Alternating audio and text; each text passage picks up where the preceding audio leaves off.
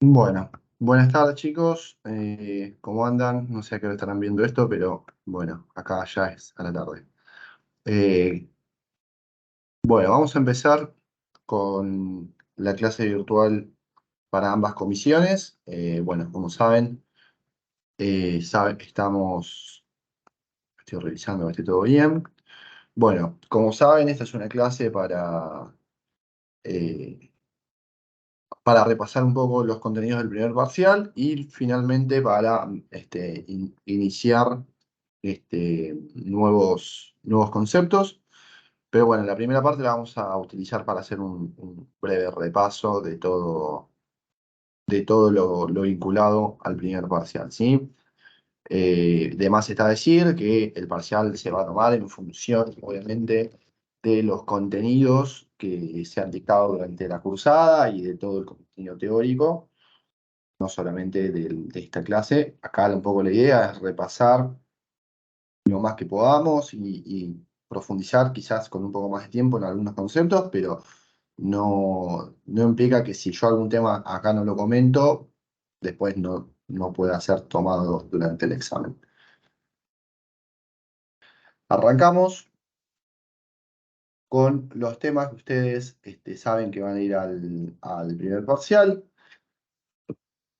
Bueno, acá traigo un poco la placa de lo que les había comentado en la última clase, los temas que van. Bueno, sabemos que van todo lo vinculado a la administración, todo lo vinculado a las organizaciones, todo lo vinculado al sistema y teoría de los sistemas y la empresa como concepto y todas sus definiciones y demás. A ver, respecto de la administración, ¿qué es lo que uno de los puntos que me interesa que tengan uno de los tantos? Hago una aclaración acá de que no significa que lo que no veamos acá o lo que yo no mencione en este video no va a ir a parar al examen. Puede haber algún tema que yo tome del examen, porque los exámenes ya están hechos, que yo no esté tomando, no esté repasando acá, ¿sí? Me interesa que esto lo usen como un apoyo y no como, bueno, solamente estudio de este video porque si solamente seguían por las clases o solo por mis videos, por este video, perdón, nada, no les va a alcanzar para poder responder con completitud del examen, ¿sí? Más que nada me interesa dejar claro este punto. Entonces, volvemos. Tema de administración. ¿Cuáles son los conceptos básicos? Bueno, sabemos que son un conjunto de funciones o procesos básicos, que son básicamente cuatro: planificar, organizar, dirigir y controlar, que se realizan convenientemente, que si se realizan convenientemente repercuten en forma positiva en la eficacia y eficiencia de la actividad de la organización. ¿Qué queremos decir con esto? Bueno, fue más o menos lo que vimos en las primeras clases, que estos cuatro procesos básicos nos van dando la idea de cómo se tiene que ir organizando. Y si ustedes conectan esto con lo que vimos al final, todo el tema de sistemas, se van dando cuenta que toda la clase, todas las 5 clases que hemos visto, estábamos apuntando a sistematizar todo el tiempo la administración, las organizaciones, etc. ¿Para qué se planifica de esta forma? ¿Para qué se planifica, organiza, dirige y controla? Básicamente porque buscamos mejorar la eficiencia y la eficacia dentro de la empresa. Eso nos lleva a un aumento de la productividad, ¿sí? Bueno, como dije antes, planificar, esto tienen que tenerlo muy claro porque esto lo voy a preguntar. Planificar es la selección de misiones y objetivos, el establecimiento de una estrategia y un plan para coordinar las actividades. Planificar es todo lo necesario que uno pone en un plano hipotético y cree que con eso puede ejecutar algún determinado plan, ¿sí? Eso es lo más importante. Todo lo vinculado a un determinado plan o proceso tiene que ver con la planificación. Luego la organización tiene que ver con las tareas necesarias para que esa planificación pueda ser puesta en marcha. eh, Perdón, denme un segundo, ahí está. Como decía, la organización tiene que ver con las tareas necesarias que realizan las personas. ¿Y qué es lo que a mí me interesa? Que entiendan que la organización es todo lo que vamos a hacer para que la planificación se cumpla. Luego la dirección tiene que ver, obviamente, con llevar adelante este proceso, es decir, denme un segundo que se me movió la pantalla.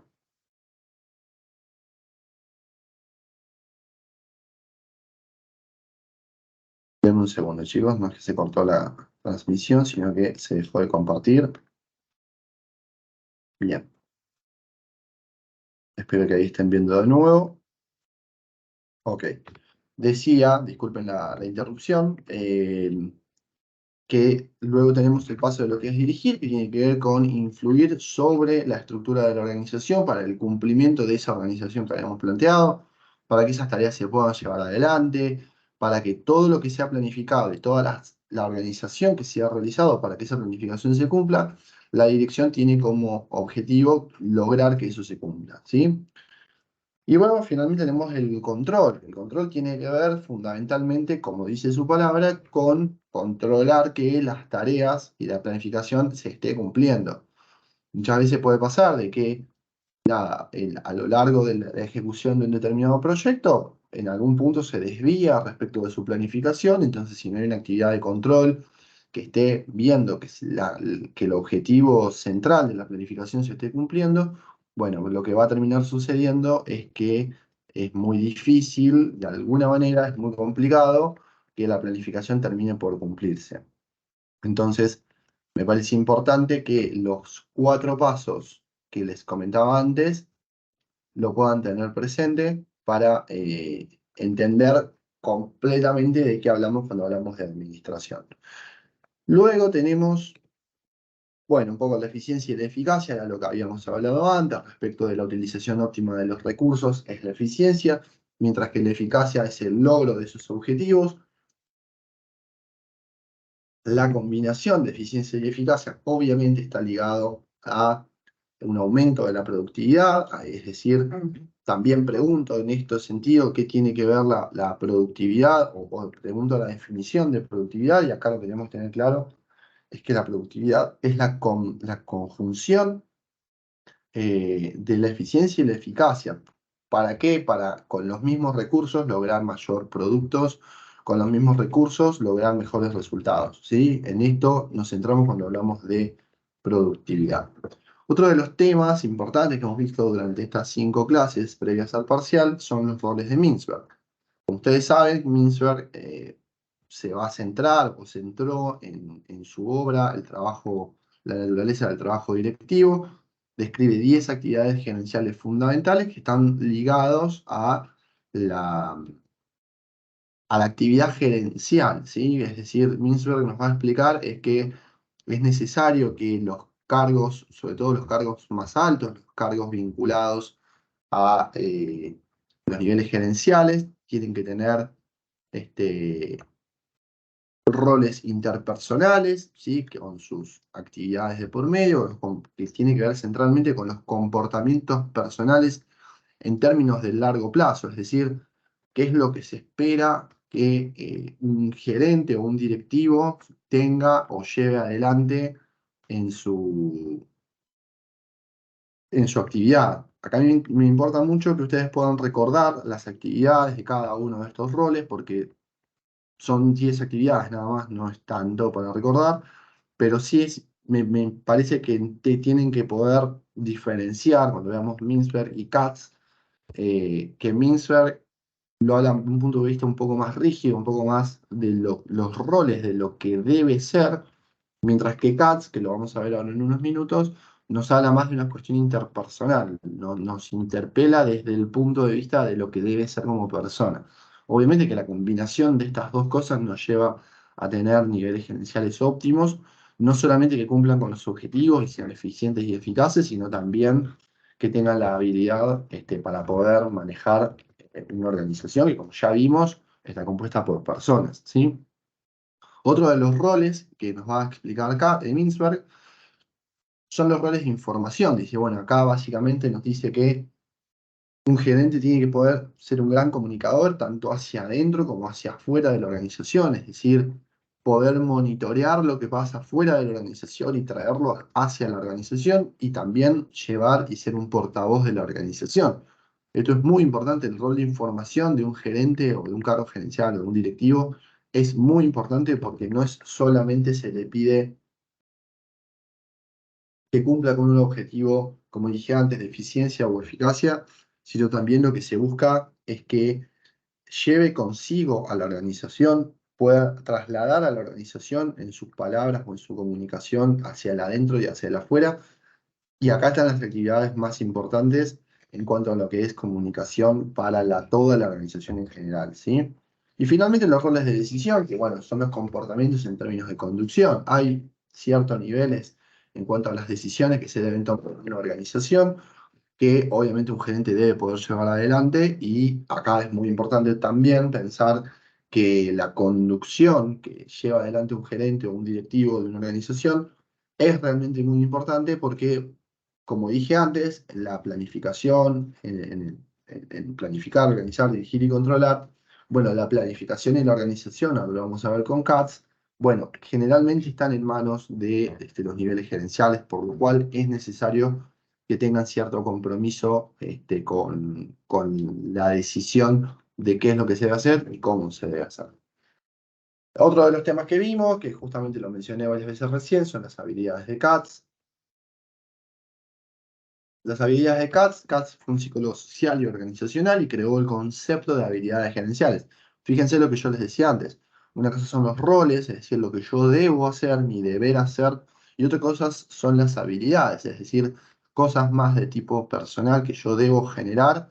Cuando uno habla de habilidades en el campo de la administración, habla de habilidades sociales o en este caso habilidades gerenciales, es decir, habilidades son cierta flexibilidad que yo tengo que tener sobre determinados temas, y lo que va a explicar este CATS es que un cargo gerencial o un cargo directivo tiene que tener habilidades técnicas por un lado, que son propias de la actividad, ¿sí? Propias de lo que se hace, del saber hacer, habilidades humanas que están ligados al trabajo con personas, al manejo del personal, al entender que cada persona es un mundo diferente, y a partir de la comprensión de que cada uno es distinto en lo que hace, bueno, o que cada uno tiene una realidad distinta en función de estar dentro de la organización, bueno, poder conjugar todas esas cosas y ser ciertamente flexible a nivel humano, bueno, también nos va a llevar a tener mejores resultados. Y finalmente tiene que haber un conjunto de habilidades conceptuales que nos hablan un poco de la posibilidad de conceptualizar en abstracto, es decir, cuando digo conceptualizar situaciones en abstracto, es imaginarse cómo sería así, ¿me entienden?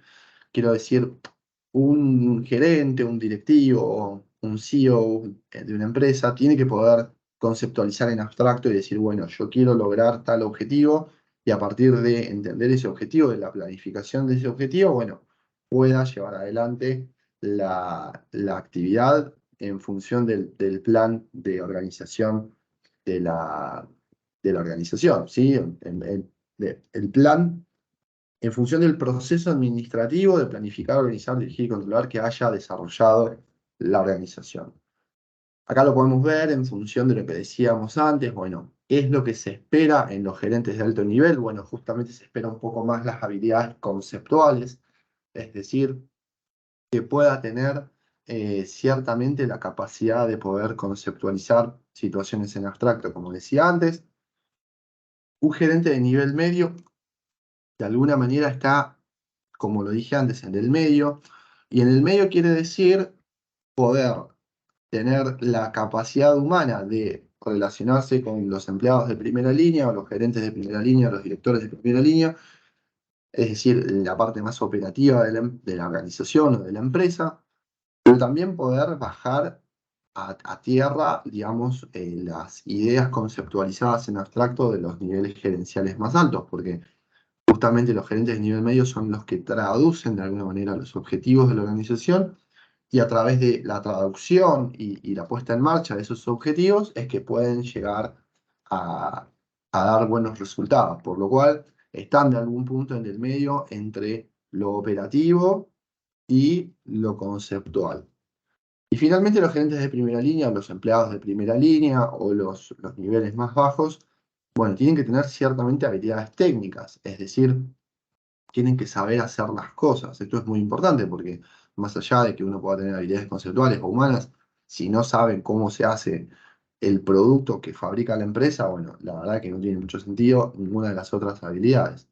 Entonces, obviamente tiene que haber una habilidad técnica, y es importante porque cuando pensamos en esto, pensamos en la organización, de cómo la organización tiene que organizar sus recursos de tal forma para que haya habilidades conceptuales donde tiene que haber habilidades conceptuales, para que haya habilidades humanas en los lugares que tiene que haber habilidades humanas y para que haya habilidades técnicas en los lugares que tiene que haber habilidades técnicas. Esto no omite que cada uno de los niveles tiene que tener todas las habilidades, eso es obvio, porque no es, bueno, puedo tener una y no tener las otras, tienen que tener todas. Lo que pasa es que se destacan por encima de las demás, algunas según el nivel en el que se encuentran. Luego trabajamos mucho, y acá hago un punto que me parece muy importante, porque esto realmente lo pregunto bastante respecto de de la evolución de las ideas en la administración. No es nada que no hayamos visto, básicamente tenemos dos tipos de propuestas, eh, y acá lo trato de reorganizar para que se entienda. Nosotros tenemos formales e informales, dentro de los formales tenemos todo esto, y luego tenemos en la escuela burocrática, tenemos la teoría de la organización y la teoría de los sistemas. ¿Me explico? O sea, de esa forma ustedes lo tienen que estudiar, que hay propuestas formales e informales, y luego hay tres escuelas que nos llevan hacia la teoría de sistemas de organización, ¿ok? Entonces, por el lado de las escuelas formales, decimos que son propuestas vinculadas, obviamente, a la estructura de los grupos, de las organizaciones, proponen estructuras de tipo formales, justamente porque se llaman propuestas formales, eh, y entienden que la organización es un punto, es una forma de trabajo totalmente rígida. Entonces, lo que se busca y lo que se prioriza en las propuestas formales es la productividad, es la consecución de los objetivos por medio de hacer las cosas lo más rápido que sea posible, siempre y cuando haya un estándar de calidad alto y se respeten los parámetros de la organización. Por el lado de las propuestas informales encontramos un poco lo contrario.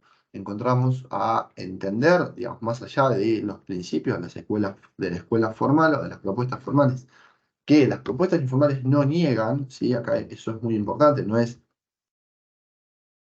las propuestas informales no proponen romper con las ideas de productividad o con las ideas de conseguir los objetivos de la organización, sino que lo que proponen es entender que el recurso humano tiene que estar visto desde una óptica diferente para poder entender cómo se cumplen los objetivos de la organización. Dentro de las propuestas formales tenemos las escuelas, lo que fueron las escuelas clásicas, y luego tenemos las neoclásicas. Obviamente que dentro de las clásicas, que son las primeras ideas de la administración, vamos a encontrar a Frederick Taylor y a Henry Fayol, que son los que van a proponer de alguna manera los primeros esbozos de qué es lo que se cree respecto de la producción, de la productividad y demás. Taylor va a desarrollar su teoría entendiendo que en el marco de la primera revolución industrial hubo cambios en la forma en la que se trabajaba, hubo cambios en las nuevas clases sociales. ¿Se acuerdan que yo les había comentado y que ahora lo vamos a ver un poco cuando veamos la parte histórica? Pero básicamente tenemos que entender que cuando se sale, cuando llega la segunda, perdón, revolución industrial, la segunda, perdón, no la primera, la segunda revolución industrial va a generar un boom en cuanto a la cantidad de trabajadores, va a generar un boom en cuanto a la explotación de las ciudades, a la creación de nuevas fábricas, a estos nuevos conceptos de productividad, y Taylor se va a centrar fundamentalmente en esto, en decir, bueno, ¿cómo hacemos para que con los mismos recursos poder producir más? Y empieza a entender que la cadena de montaje, empieza a entender que hay nuevas maneras en las que se puede producir, y esto nos va a llevar fuertemente a entender cómo llegamos hasta el punto actual donde Taylor no era que no pensaba en los trabajadores, ni falló al menos, sino que lo que se van a preocupar es fuertemente en los tiempos de producción. Y eso va a ser una revolución a nivel industrial muy importante, sumado a la revolución industrial.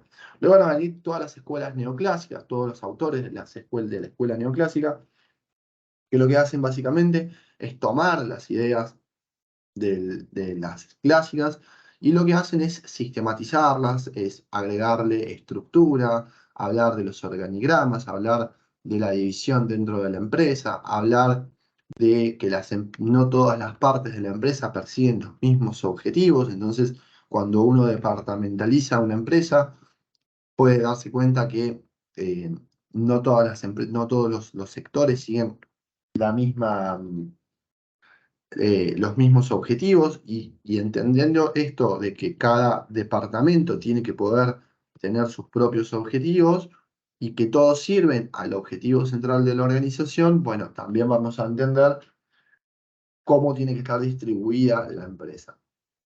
Por su parte, en cuanto al tema de las relaciones humanas y las propuestas informales, vamos a encontrar al padre de las de las propuestas informales, que es Elton Mayo, que va a plantear su escuela de las relaciones humanas y lo que va a decir es, bueno, entendamos no solamente los conceptos del Taylorismo, entendiendo que los conceptos del Taylorismo son buenos porque le han dado mucho valor a la empresa como tal y a la industria, sino empecemos a entender cómo juega el factor humano dentro de la empresa. Y es que así hace su primer experimento en una empresa donde, bueno, separa diversos grupos, etcétera, etcétera. Vimos juntos el video. Y lo que propone es decir, bueno, el trabajador es más productivo cuando se lo hace parte de la organización, cuando se entiende que el trabajador tiene que ser parte de la organización y cuando el trabajador de alguna manera participa en los procesos, ¿sí? No solo, obviamente que, a ver, cualquier trabajador está más contento cuando cobra más plata, eso es bastante obvio, pero además del tema de dinero es importante entender qué rol se juega dentro de la organización. Y acá es donde Elton Mayo va a hacer una propuesta muy seria en cuanto a la posibilidad de que el trabajador sea parte de esa organización. Y luego van a venir todos los demás de las escuelas, de las propuestas informales. La parte de la escuela psicológica las vemos en la unidad 7 de la materia, todo lo que es Maslow, Herzberg y McGregor, lo vemos en la unidad 7, pero básicamente todos le van agregando de alguna manera un poco de entendimiento sobre el ser humano dentro del ámbito industrial. Finalmente, tenemos estas tres propuestas. Tenemos el estructuralismo burocrático, la teoría de la organización y la teoría de los sistemas. Sobre estos temas pregunto mucho, sobre estos temas me interesa que lo puedan entender y los voy a repasar brevemente. Obviamente les recomiendo que lo lean, que lo estudien, así como todos los demás temas que estamos viendo. Por un lado, en un segundo, tenemos a las organizaciones, que acá tenemos justamente lo que es la teoría de las organizaciones, desarrollado por Bernard y Simon y muchos otros autores, pero centralmente por estos dos autores. Que lo que nos va a decir es que la organización es el medio a través del cual el hombre social modifica el medio que lo rodea para satisfacer sus necesidades. La organización no es un medio en sí mismo, es un medio para lograr los objetivos deseados. Es decir, la organización es una esquematización de la sociedad, ¿sí? Es una parte de la sociedad que decide organizarse, justamente, es decir, darse tareas de tal forma, ser más ordenados para la consecución de un objetivo, ¿sí? Básicamente esto es lo que nos dice la teoría de la organización. Después tenemos todo lo demás que se habla, etcétera, pero fundamentalmente me importa que entiendan este concepto, que la organización es una parte de la sociedad, es una parte que sale de la sociedad. ¿Por qué? Porque se propone un grupo de personas cumplir con un determinado objetivo y para lograr ese objetivo se deben organizar y por eso se llaman organizaciones. ¿Sí? Es lo importante, todo es importante, pero uno de los puntos más importantes tiene que ver con el ambiente de las organizaciones. Este punto, y aprovechando para que cada uno de las comisiones les he recomendado que después de esta clase continúen con sus trabajos prácticos. El tema ambiente, macroambiente, veo que hay una confusión muy grande, que no está mal necesariamente lo que están haciendo, pero siento que de alguna manera no terminan de entender, o quizás yo no me he sabido explicar, qué es lo que hablamos cuando hablamos de ambiente, macroambiente y ambiente específico. Por lo cual, aprovecho para hacer un repaso sobre este tema. Cuando hablamos de el entorno de una empresa o el macroambiente de una empresa, ¿ok? Estamos hablando de lo más lejano que tiene una empresa, ¿sí? Yo, por ejemplo, si digo, bueno, una empresa que está en el ramo de, no sé, bancario, ¿sí? Pueden ser que estamos trabajando con un banco. Entonces yo digo, bueno, en la rama bancaria, todas las organizaciones que sean del ramo bancario se ven afectados por todas estas cosas. Y lo que van a explicar ahí es, primero, la rama del negocio y a partir de la rama del negocio, el entorno de esa rama de negocio. Entonces yo digo, bueno, el entorno bancario está influenciado por, no sé, las regulaciones derivadas del Banco Central. Ven que acá yo no estoy hablando del PES todavía, ¿me entienden? Yo acá estoy hablando solamente del macroentorno y del el entorno general o macro que tiene cualquier organización según su rama de negocio. Entonces, yo digo, bueno, el ramo del bancario está influenciado por el Ministerio de Economía a través de sus regulaciones, está influenciado por el Banco Central, pero también está influenciado por los incentivos al consumo por parte de la sociedad, está influenciado por las medidas gubernamentales de la Secretaría de Comercio, que de alguna manera impactan sobre el sistema bancario. Están influenciadas también por el contexto internacional, ya que el giro de divisas. Se dan cuenta que yo acá en ningún momento estoy hablando de cosas puntuales y específicas. Estoy contando, según la rama del negocio de lo que yo estoy explicando, todo lo que influencia, ¿sí?, a la organización. A partir de entender el entorno o el macroentorno, bajo un nivel, me voy un escalón más cercano a la organización y voy a hablar del análisis PEST, que es el análisis político, económico, sociocultural y tecnológico. Y acá lo que voy a decir es, según la rama del negocio, disculpen, según la rama del negocio y según el análisis de macroentorno que acabo de hacer, voy a analizar estas cuatro variables de forma concreta. Entonces voy a decir, bueno, a partir de su macroentorno, yo derivo que los factores políticos que afectan a mi organización son A, B, C, D, E. Pero no solamente los tengo que mencionar. Por ejemplo, sigo con el ejemplo de bancarios. Si yo, de un banco, digo, bueno, ya expliqué la rama de negocio, ya expliqué su macroentorno, ahora voy a las variables políticas. Entonces digo, bueno, dentro de las variables políticas podemos encontrar, no sé, las regulaciones que se derivan políticas del Ministerio de Economía sobre el sistema bancario. La estabilidad del país en función de la política monetaria que desarrolla el gobierno nacional. Entonces yo ahí lo voy tipeando, voy diciendo, bueno, punto uno, tal cosa, punto dos, tal otra. Pero no solamente lo menciono, sino que pongo la variable, dos puntos, y le hago una mínima explicación, porque imagínense que lo ve un lector que no entiende qué es un análisis PEST, y no va a entender muy bien qué es lo que están diciendo, ¿me entienden? Entonces, si yo pongo las regulaciones derivadas del gobierno nacional, dos puntos, las que se derivan del Ministerio de Economía, que pueden llegar a afectar al sistema bancario positivo o negativamente. ¿Se entiende? Lo mismo pasa con el aspecto económico, con el sociocultural. ¿Cuántas variables yo tengo que poner en el análisis PEST en cada uno de sus puntos? Y bueno, eso lo deciden ustedes.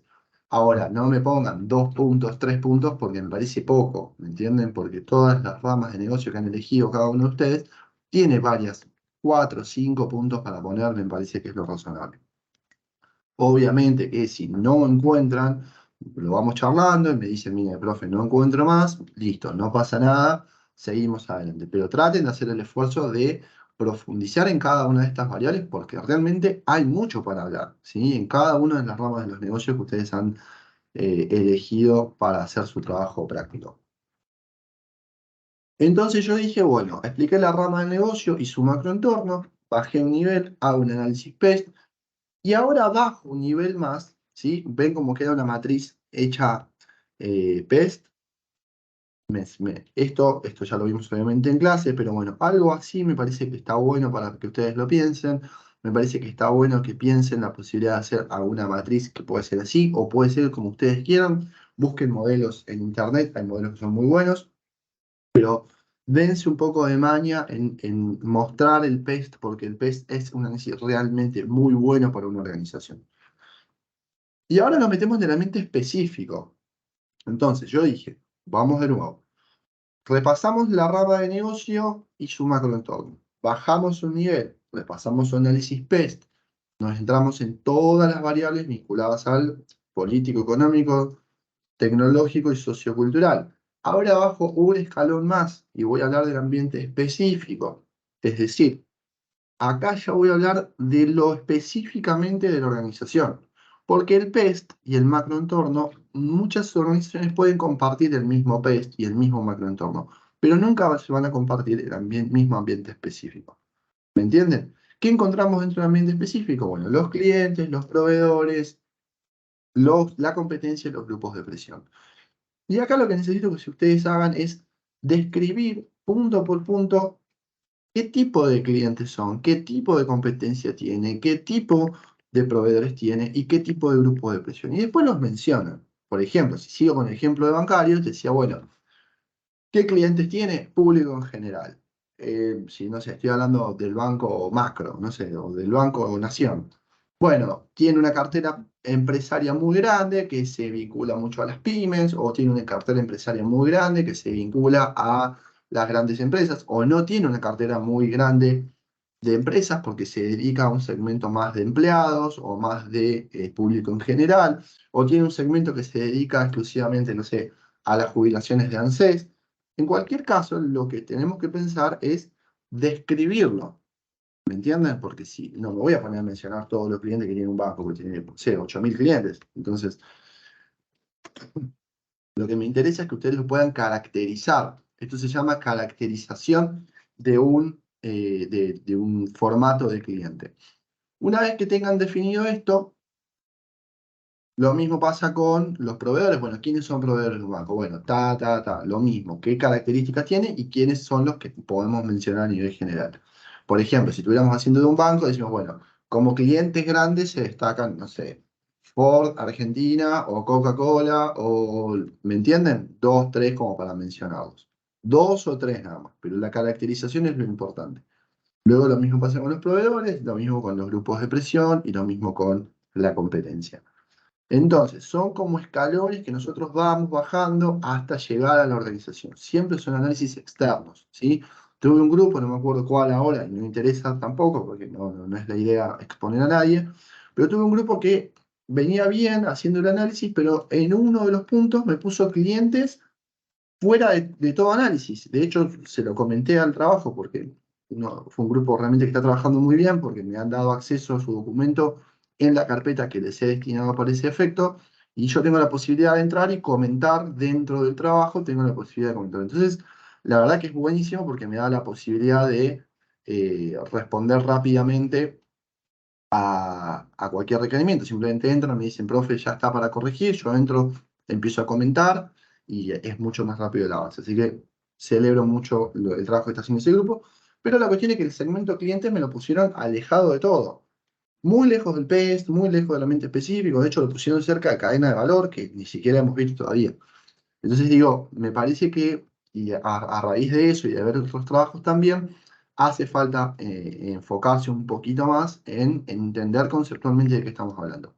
No me confundan ambiente específico con PEST, ni PEST con macroentorno, ni macroentorno con ninguna otra cosa. O sea, traten de segmentar y entender que es como una forma de acercarse externamente a una organización, ¿sí? Bueno, acá está lo que les decía del ambiente específico. Y pasamos a la escuela estructuralista. Escuela que saben que me gusta mucho, centralmente porque da el marco de lo que es la burocracia. La burocracia sabemos que es el orden impuesto por medio de las normas y no por medio de la arbitrariedad de las personas, por lo cual realmente es una escuela que recomiendo mucho que lean, recomiendo mucho que entiendan, porque a través de entender a las organizaciones por medio de la burocracia y de las estructuras es mucho más fácil poder entender cómo funciona, ¿sí? ¿Qué es lo que me interesa de la escuela estructuralista? Todo me interesa. Me interesa que la lean completa, me interesa que la entiendan y que se saquen todas las dudas. Pueden usar, obviamente, todos los medios, obviamente todo el material que yo les he provisto, pueden usar este video, pero bueno, estudien de escuela estructuralista porque es realmente muy importante. Hay un sentido antipositivista en cuanto, y esto lo pregunto, respecto de qué es el antipositivismo. Yo se acuerdan que los expliqué, que el antipositivismo es ir en contra, de alguna forma, ir en contra de el orden natural de las cosas, ¿sí? Cuando yo hablo de positivismo, digo, bueno, las cosas son como son. Si yo levanto esta lapicera y la tiro al piso, bueno, porque eso se llama positivismo natural, bueno, porque naturalismo, en otras palabras, bueno, porque hay una ley de gravedad que dice que las cosas, si yo las suelto, se caen al piso, ¿sí? A la velocidad de la ley de gravedad, que es 9,8 kilómetros por segundo. Entonces, a partir de entender que Max Weber va a ir en contra de esto, va a decir, no, en las estructuras organizacionales no puede haber un orden positivista, sino que tiene que haber un orden normativo, bueno, es que se desarrolla toda su teoría. Por lo cual, recomiendo y aliento que lean esta escuela.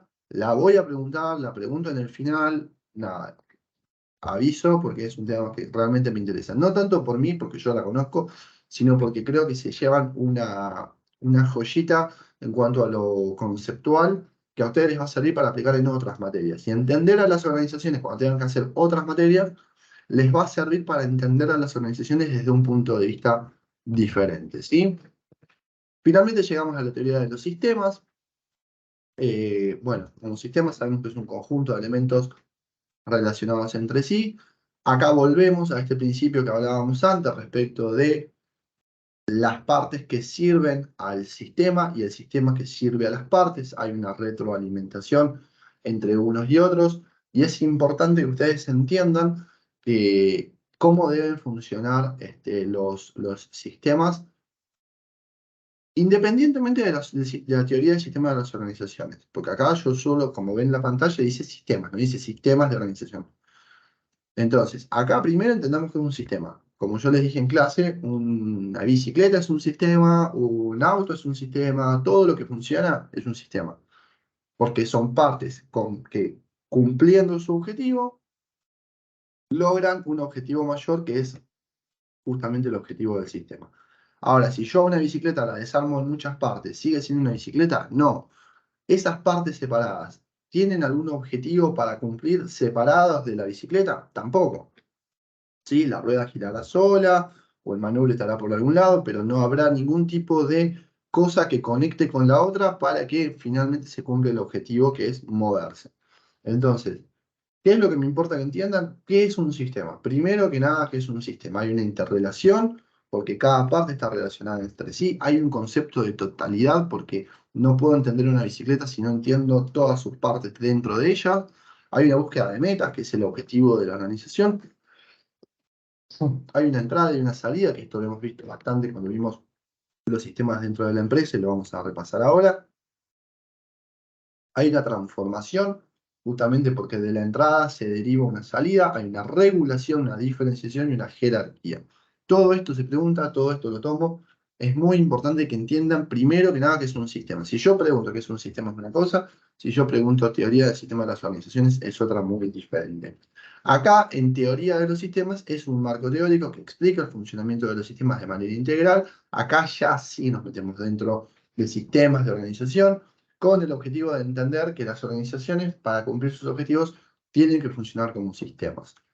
Entonces, esta parte me parece sumamente importante porque es el nombre de la materia, centralmente, ¿sí? Sistemas de organización. Bueno, por un lado entendimos la teoría de las organizaciones, por otro lado entendimos cómo debe ser la estructura dentro de las organizaciones y finalmente entendemos teoría de los sistemas. Todo junto, ¿qué nos da?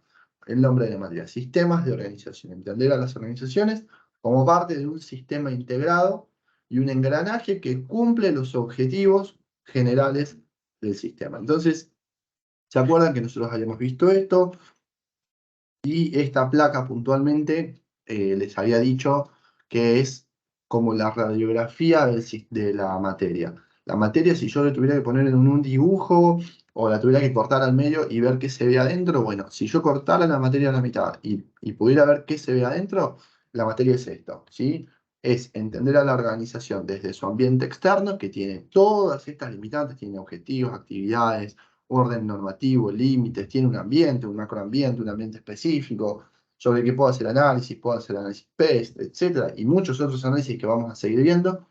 Y por dentro, ¿cómo debo entenderlo? Bueno, de una manera estructural, desde el estructuralismo, desde la burocracia, desde escuela estructuralista, y también como un sistema integrado de partes que van cumpliendo sus propios objetivos, ¿sí? A partir de ahora, y a partir de este momento, ya vamos a hablar exclusivamente de empresas como tal, ¿sí? Ya no hablamos de organizaciones en general, sino que todo nuestro análisis se va a centrar exclusivamente en las empresas.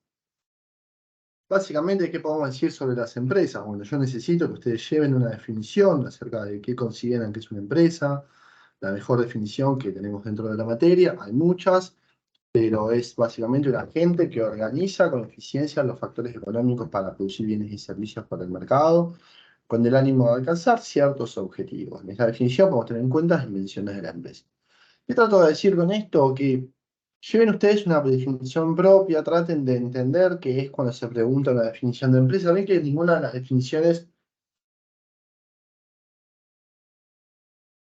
de los temas que yo voy dando son definiciones largas o complejas, sino que más bien lo que uno busca es definiciones cortas, simples, pero que nucleen el concepto importante de cada uno de los temas. Entonces, lleven su propio concepto, tienen este, pero me parece que es importante tenerlo en cuenta.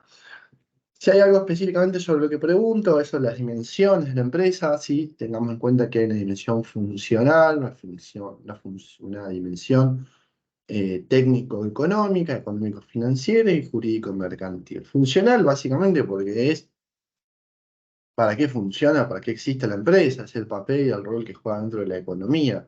Técnico-económica porque transforma una cosa en otra, ¿sí? Hay un proceso de transformación bajo una relación costo-beneficio y es lo importante que tienen que tener en cuenta. Económico-financiera porque desde lo financiero toda empresa básicamente es una creadora de riqueza en función de lo que se llama el concepto valor. Y finalmente jurídico mercantil, porque es una unidad dotada de personalidad jurídica. Es decir, ¿se acuerdan que cuando habíamos visto que las empresas tienen que ser culturalmente aceptadas y legalmente aceptadas? Bueno, justamente cuando hablábamos de la dimensión jurídico mercantil decimos que las empresas son unidades legalmente constituidas y legalmente aceptadas. Como unidad económica, tenemos también que tener en cuenta que hay una combinación de factores productivos bajo un sistema específicamente ordenado, por eso digo sistema, hay un sistema que está ordenado de una determinada manera, hay una propiedad y un control al respecto de los factores productivos y nada, recuerden esto de objetos y objetivos de la empresa, objetos es lo que la empresa hace por sí mismo, objetivo es hacia dónde quiere ir, recuerden cuál es el rol del lucro en todo esto, que el objetivo de la empresa no puede ser solamente el lucro, sino que hay un objetivo este, anterior, que como continuación o como derivación del cumplimiento de ese objetivo hay un lucro, obviamente, pero como empresa siempre está centrado el objetivo de satisfacer la necesidad del cliente, satisfacer los objetivos, la planificación, etcétera, ¿sí? Eh, Tenemos estas 5 dimensiones de la empresa. Decimos que la empresa, y como les dije varias veces cuando vimos esta placa, esto nuclea de alguna manera todos los conceptos que hemos visto a lo largo de estas 5 clases. Decimos que es una organización, y si yo les digo definan a la empresa desde la dimensión de organización, bueno, tendrán que poner en práctica todo lo que saben de teoría de la organización para explicar a la empresa a través de ese lente. Básicamente se persiguen objetivos de forma organizada. Es una unidad de producción, porque como dije antes, combina diversos factores económicos para un proceso de transformación. Es una unidad financiera porque crea riqueza y utiliza capital financiero para lograr sus objetivos. Es una unidad de decisión porque es dueña de su propio capital, es dueña de las decisiones que toma como empresa. Y finalmente, como ya hemos visto, como ya nos enseñó el Mayo y como lo hemos visto en otras, a lo largo de este repaso y en las otras clases, toda organización está constituida por un grupo de empresas y por grupos formales e informales. Respecto de la historia de la empresa, bueno, ¿qué es lo importante en todo esto? Bueno, por un lado tenemos una etapa artesanal de la economía, un sistema productivo artesanal donde básicamente se creaba productos por medio de un sistema totalmente poco tecnificado, donde existían algo que se llamaban los artesanos, bajo un esquema del feudalismo y mercantilismo. Existía un esquema donde cada uno producía e intercambiaba en función de sus necesidades, hasta que llega la primera revolución industrial con la máquina de vapor como la estrella en todo esto. eh, a partir de la primera revolución industrial se empiezan a crear, se empieza a tener un concepto de la acumulación del capital, se empieza a tener un concepto de lo que es la empresa, de lo que es la fabricación, la industria. Se empiezan a movilizar recursos de un lado hacia el otro y nace una nueva clase social que vamos a llamar burguesía. Esta burguesía va a ser la dueña del capital y en paralelo, ya habiendo crecido la clase monárquica, digamos de alguna manera, esta clase monárquica se va a quedar con parte de la política, mientras que los burgueses se van a quedar con parte del capital. Es decir, van a ser justamente, son las primeras armas del capitalismo, de ese capitalismo industrial que va a nacer y se va a sostener hasta nuestros días, sobre todo hasta 1970, donde nace un nuevo concepto que se llama capital financiero. Eh, Esto va a crecer fuertemente entre 1780 y 1860 hasta la llegada de la segunda revolución industrial, donde aparecen nuevas formas de producir, donde aparece el motor de combustión interna, donde aparece el Taylorismo, aparece Fayol, aparecen las escuelas de la administración. Se empieza a trabajar mucho en el concepto de cómo se debe organizar la empresa, qué rol tienen los empleados, bueno, todo lo que hemos visto cuando vimos propuestas formales e informales. Luego, entre 1914 y 1945, surge la etapa llamada de gigantismo industrial, donde básicamente a raíz de la Primera y Segunda Guerra Mundial se desarrollan fuertemente las industrias armamentistas. Hay una mejora de las telecomunicaciones, y básicamente se van a centrar muy fuertemente en tener tecnología suficiente como para hacer frente a la guerra, pero obviamente esto va a quedar como un- como una posibilidad, digamos, para la industria postguerra, que va a quedar impactado en los nuevos medios de producción hacia lo que vamos a llamar la Edad Moderna, entre 1945 y 1980. Acá hasta 1970 más o menos bueno, vamos a estar en el contexto de la llamada Guerra Fría, donde el bloque de la Unión Soviética de alguna manera estaba enfrentado con el bloque más occidental capitalista. Entonces, en esta guerra también silenciosa, en esta guerra donde no hay un enfrentamiento armado en ningún momento, pero se van dando diferentes focos de conflicto, hay una carrera muy fuerte en lo tecnológico, muy fuerte en la industria como desarrollo, y esto va a generar también un aumento en los niveles de consumo mundial. Esto va a generar también nuevos acuerdos entre empresas, van a generar que las empresas empiecen a entender un concepto nuevo llamado geolocalización. Es decir, ya no tengo la necesidad de producir solo en un lado, sino que puedo producir en un lado una cosa, puedo producir en otro país puedo producir otra parte. Entonces las empresas ya dejan de ser unidades que hacen todo el proceso y pasan a ser unidades donde empiezan a relocalizarse en lugares que les conviene por cuestiones de costos. Y a partir de 1980, específicamente con la revolución del Internet, pero también fuertemente con la caída en 1989, con la caída del muro de Berlín y el fin de la Unión Soviética, vamos a entrar en un proceso de globalización donde ya las empresas y la economía y los sistemas de producción dejan de ser fenómenos locales para pasar a ser fenómenos mundiales, y la productividad va a crecer exponencialmente, impulsada también por el capital financiero. Va a crecer fuertemente y obviamente al extinguirse el marco de la Guerra Fría y de alguna manera ganar el capitalismo, tenemos la posibilidad de ver cómo se expande en todo el mundo el consumismo, las nuevas herramientas de producción, ya no hay secretos en la industria, etc. Esto es un poco resumido lo que es la evolución de las empresas. Tengan en cuenta que yo esta parte siempre la pregunto, así que nada, me interesa que lo puedan leer desde lo teórico y desde el material que tienen para leer. Después, respecto al tamaño de las empresas, tenemos las microempresas y pymes, llamadas MIPYMES.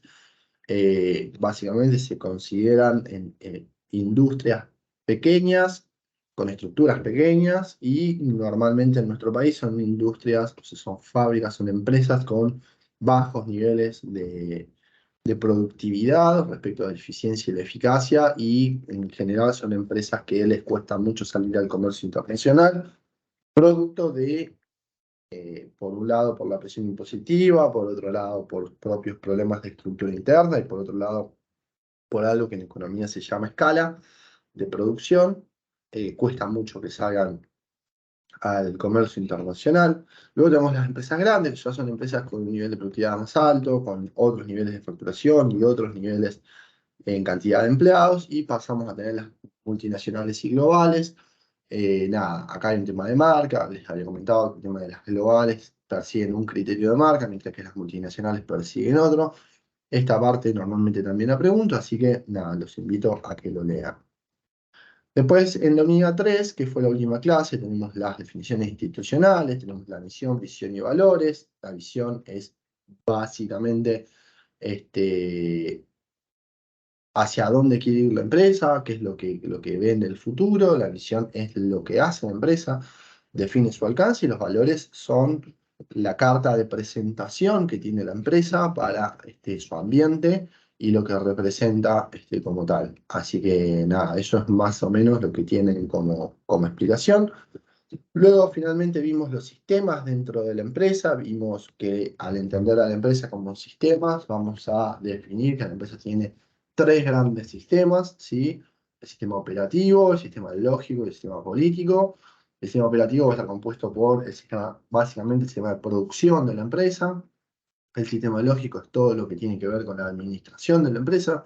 Y el sistema político tiene que ver con todo el sistema de decisiones de la empresa. Entonces, por un lado tenemos la producción, la administración y las decisiones de la empresa. Hasta el primer parcial entra todo lo que tiene que ver con sistema operativo de la empresa. Dentro de los sistemas operativos podemos encontrar el sistema productivo, el comercial y el financiero, ¿sí? Son tres sistemas dentro del sistema operativo. ¿Por qué le llamamos sistemas dentro del sistema? Bueno, porque como les había explicado, nosotros podemos definir dentro, entendiendo bajo la teoría de los sistemas de la organización, podíamos entender a las empresas como sistemas. Bueno, vamos a decir que las empresas tienen sistemas, subsistemas y procesos. Un sistema se caracteriza principalmente por ser independiente, es decir, persigue sus propios objetivos en función de los objetivos de la organización, mientras que un subsistema depende de las decisiones del sistema. Entonces, el sistema operativo está compuesto por tres sistemas, porque el sistema productivo, el comercial y el financiero son independientes uno del otro. Es decir, el productivo no depende del comercial, el comercial no depende del financiero. Y a su vez el productivo tampoco, de alguna manera, es totalmente dependiente del sistema operativo, ¿sí? Normalmente esto en estructuras de una empresa está pensado o está armado de tal forma que incluso las profesiones de las personas que ejercen, no sé, un gerente operativo con un gerente productivo son diferentes. Entonces el gerente productivo es el que dice hay que ir por acá, porque no sé, suelen ser ingenieros, suelen ser tipos vinculados a la industria, tipos vinculados a la producción, mientras que quizás un gerente operativo puede llegar a ser un contador, un economista, etcétera. No siempre pasa lo mismo en todos los casos, pero normalmente son personas con visiones diferentes dentro de la estructura. Entonces, dentro del sistema productivo, vamos a decir que este es el sistema que se dedica obviamente a la producción de bienes y servicios. Es el sistema de producción con el que se combinan y se transforman todos los bienes, toda la materia prima de la empresa, y su principal objetivo justamente es ser eficiente. ¿Cuáles son los pasos dentro del sistema productivo? Bueno, como entrada tenemos todo lo que es la combinación de materias primas, energía, know-how, capital, etc. Obviamente el proceso tiene que ver con el proceso de transformación, es decir, cómo agarran esas materias primas y lo transforman en productos y bienes terminados. Y obviamente las salidas van a ser los bienes producidos en el proceso y los bienes finales. Mientras que el sistema comercial es el sistema básicamente con el que se comercializan esos bienes del sistema productivo y su actividad principal es el marketing. Habíamos explicado que dentro del proceso, ¿sí? Dentro de qué como proceso de entrada, proceso y salida, habíamos hablado de que las entradas del sistema comercial de la empresa es el marketing estratégico, que lo definimos como la investigación del mercado, el diseño de la estrategia comercial y el marketing. De hecho, hablamos de casos como la Coca-Cola esa de color verde que tuvo un mal proceso y demás. Muchas empresas en marketing estratégico lo tercerizan porque suelen ser estructuras muy grandes para poder poner en marcha por parte de la propia empresa. Luego tenemos el proceso, que es el proceso, es el marketing operativo, ¿sí? Que es las famosas 4P, precio, plaza, promoción y producto, donde en el precio se determina cuál es el precio de entrada en el mercado. El producto se define específicamente cómo va a ser el producto, cuál va a ser su packaging, qué es lo que mejor conviene poner el producto, de qué forma conviene presentarlo. La promoción va a ser dónde se va a promocionar ese producto, dónde, cuáles van a ser las estrategias de promoción de ese producto. Y la plaza tiene que ver con la distribución, es decir, dónde va a insertar ese producto en función de su salida. Finalmente, las salidas de este sistema comercial tiene que ver con los resultados que hayan dado tanto el marketing estratégico como el marketing operativo, tiene que ver con la medición de los resultados, tanto desde lo operativo como desde lo financiero. Cualquiera de los dos marketing que falle, el estratégico o el operativo, terminan haciendo que las salidas sean negativas para la empresa. Finalmente, el sistema financiero de la empresa tiene un rol obviamente clave dentro de la empresa, dentro del sistema operativo, y se dedica a la captación, administración y control de los recursos financieros. Le aporta rentabilidad a la empresa, le aporta financiamiento para los proyectos, mide el costo de las diferentes fuentes de financiamiento y ayuda a la empresa a cumplir sus objetivos desde lo financiero, ¿sí?